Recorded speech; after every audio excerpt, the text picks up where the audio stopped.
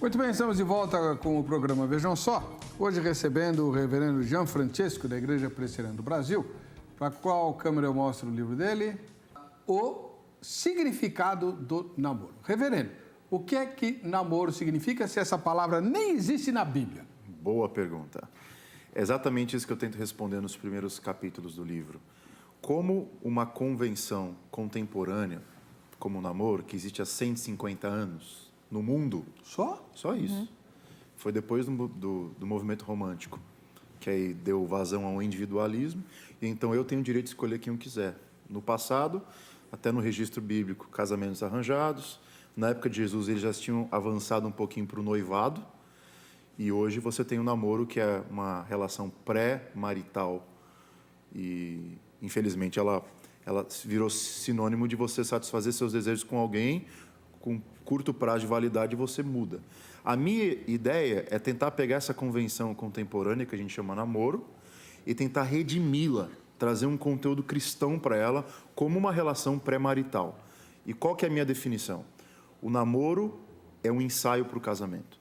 Se ele não servir para isso, ele vira um passatempo, ele vira uma curtição.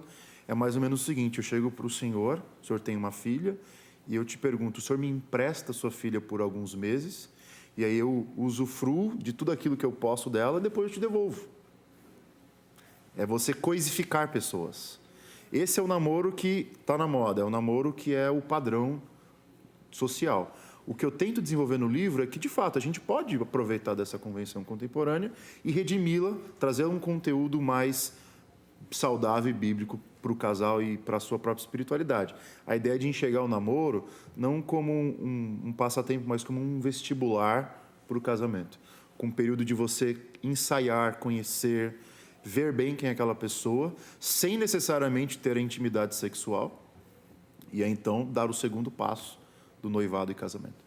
Mas aí a gente chega no ponto crucial aqui, um dos pontos cruciais do problema namoro. Uhum. Se o namoro é para você verificar todas essas coisas e tal, e poder trocar, porque conclui-se que o namoro não vai, que o casamento não daria certo com aquela pessoa, no caso dos casamentos arranjados, que são os da Bíblia, não tinha essa opção. E aí? Deus queria que a pessoa aguentasse a vida inteira? É uma metodologia diferente e que, só faço uma ressalva, continua valendo em muitos lugares do mundo. Por exemplo, se você for para o Oriente Médio, como que funcionam os casamentos de cristãos?